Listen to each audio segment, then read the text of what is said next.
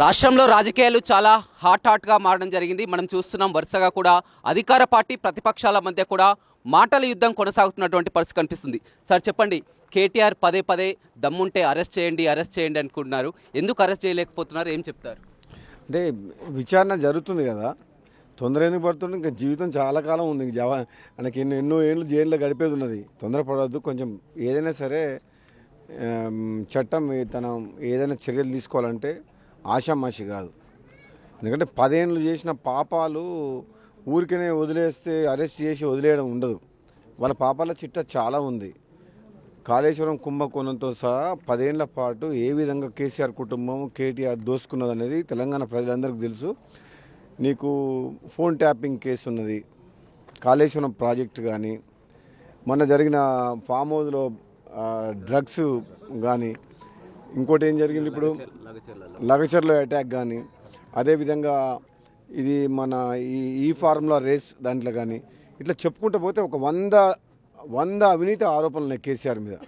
కేసీఆర్కి ఎందుకు తొందరపడుతున్నా నాకు అర్థం కాదు. ఇప్పుడే స్టార్ట్ అయింది గేమ్, ఆట మొదలైందే ఇప్పుడు. డెఫినెట్గా గత 10 ఏళ్ల కాలంలో బీఆర్ఎస్ ప్రభుత్వం కేసీఆర్ కుటుంబం అవినీతి ఏదైతే చేసిందో తప్పకుండా ఈ కాంగ్రెస్ పార్టీ గతంలో చెప్పినాం, మళ్ళీ చెప్తున్నాం. కవిత ఆల్రెడీ జైలుకు పోయి వచ్చింది, చూసిండ్రు. కేటీఆర్కి పోతాడు. కేసీఆర్ కూడా అవసరమైతే కాళేశ్వరం ప్రాజెక్టు విషయంలో పోవాల్సి వస్తుంది. ఈ రకంగా ఎవరైనా తప్పు చేసిన కేసీఆర్ జైలుకు పోవాల్సిందే. దానిలో కేటీఆర్ ఎందుకు తొందరపడుతుంది దాంట్లో?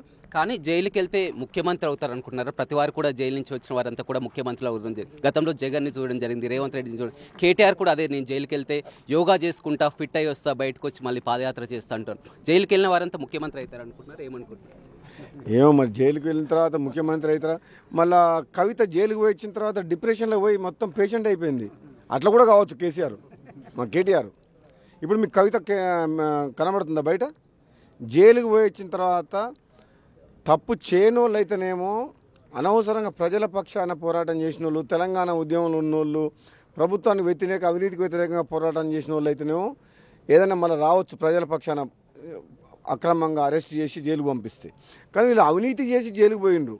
అవినీతి జైలుకు పోయేసి ఇప్పుడు కవిత మద్యం కేసులు జైలుకు పోయి వచ్చింది. ఇప్పుడు బయట కనబడతలేదు, ఎందుకంటే తప్పు చేసింది, ముఖం లేదు, ఇప్పుడు బయట కనబడుతుందుకు.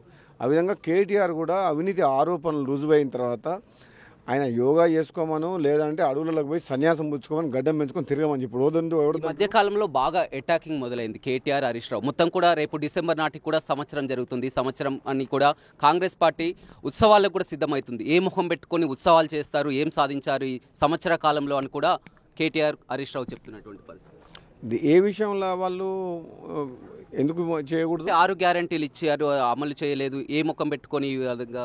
ఎందుకు ఉచితంగా మహిళలకు బస్సులు ఇచ్చినాం కదా, అదేవిధంగా సిలిండర్ ఇచ్చినాం కదా, 200 యూనిట్ల కరెంట్ ఇచ్చినాం కదా. చేస్తాం. వాళ్ళు చిన్న భిన్నం చేసిపోయిన ఆర్థిక వ్యవస్థ తెలంగాణ రాష్ట్రాన్ని. మేము అనుకోలేదు ఇంత ఘోరంగా ఉందని చెప్పేసి. ప్రజలకు ఇచ్చిన హామీల విషయంలో కాంగ్రెస్ పార్టీ కట్టుబడి ఉంది. కానీ వాళ్ళు చేసిన నిర్వాహకం వల్ల రాష్ట్రం అప్పులపాలై ఆగమాగం పరిస్థితి ఉన్నది. దాన్ని చక్కదిద్దాలంటే టైం పడుతుంది అంతే.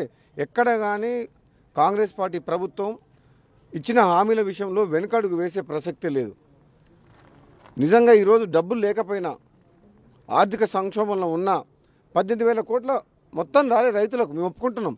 కానీ 18,000 కోట్ల రూపాయలకు రైతులకు రుణమాఫీ చేసినాం. ఆ విధంగా చాలా రకాల సమస్యలు ఉన్నాయి కాబట్టి ఒక్కొక్క దాన్ని అధిగమించుకుంటూ ముందుకు పోతున్నాం. మేము అలా దోసుకుంటలేం. ఈరోజు కాంగ్రెస్ పార్టీ అనేది పేదల పార్టీ. తప్పకుండా రాబోయే రోజుల్లో తెలంగాణ రాష్ట్రంలో ఎక్కడెక్కడైతే అభివృద్ధి లేదో, ఎక్కడైతే మనం ప్రామిస్ చేసినామో తప్పకుండా నెరవేరుస్తాం తప్పకుండా రాబోయే రోజుల్లో. అదేవిధంగా మూసి ప్రక్షాళన కూడా, మూసి పునర్జీవం అంటున్నారు, మూసి ప్రక్షాళన కూడా చేయడం జరిగింది.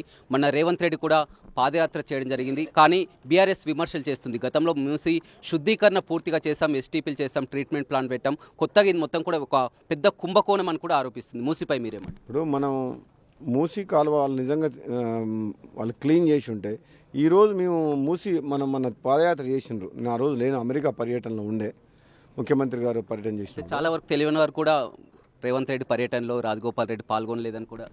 సరే, ఎవరు ఏదైనా అనుకోనియండి, నేను ఆ రోజు మూసీ ప్రోగ్రాం రోజు నేను అమెరికా పర్యటనలో ఉండడం జరిగింది.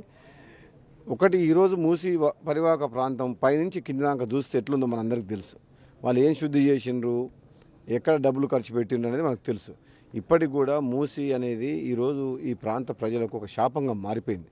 ముఖ్యంగా నల్లగొండ జిల్లా ప్రజలకు ఎక్కడైతే వ్యర్థాలు హైదరాబాద్లో వదిలేస్తుండ్రో ఇక్కడంతా ఎఫెక్ట్ అయ్యేదంతా నల్గొండ జిల్లా ప్రజలు. దాన్ని పైన క్లీన్ చేసి ఈ పారిశ్రామిక వ్యర్థాలు కానీ డ్రైనేజ్ వ్యవస్థ కానీ ఇదంతా ట్రీట్మెంట్ మంచిగా చేస్తే నల్లగొండ జిల్లాలో మరి మూసి మంచినీళ్ళుగా వస్తాయి మాకు. కాబట్టి అది కాంగ్రెస్ ప్రభుత్వం చేస్తామని అంటున్నారు. కాబట్టి కాంగ్రెస్ ప్రభుత్వం ముఖ్యమంత్రి తీసుకున్న నిర్ణయాన్ని అందరం కూడా మనం దాన్ని అభినందించాలి రాబోయే రోజుల్లో. ఎందుకంటే ప్రజల ఆరోగ్యానికి సంబంధించిన ఇష్యూ కాబట్టి ఇది మూసిది ఎన్ని వేల కోట్లు ఖర్చైనా ఎన్ని లక్షల కోట్లు అయినా ప్రజల ఆరోగ్యాన్ని కాపాడాల్సిన బాధ్యత ఈ ప్రభుత్వం మీద ఉంది. కాబట్టి తప్పకుండా చేసి తీరుతుంది ఈ ప్రభుత్వం. Thank you. చూడొచ్చు, మొత్తం మీద కేసీఆర్ కేటీఆర్కు కాంగ్రెస్ పార్టీపై ప్రభుత్వంపై మాట్లాడే అర్హత లేదని గతంలో 10 ఏళ్ల కాలంలో వరకు దోచుకున్నారు. అయితే ఈ సంవత్సర కాలంలో ఇచ్చినటువంటి హామీలన్నీ కూడా పూర్తి చేసుకుంటూ వెళ్తున్నాం. ఖచ్చితంగా ఇచ్చినటువంటి హామీలన్నీ కూడా అమలు చేస్తామని కూడా ఎమ్మెల్యే రాజగోపాల్ రెడ్డి చెప్తున్నారు. మరిన్ని వీడియోస్ కోసం ఛానల్ ని సబ్స్క్రైబ్ చేయండి. లేటెస్ట్ అప్డేట్స్ కోసం వాట్సాప్ ఛానల్ ని ఫాలో అవ్వండి. ఆ లింక్ డిస్క్రిప్షన్ లో ఉంది.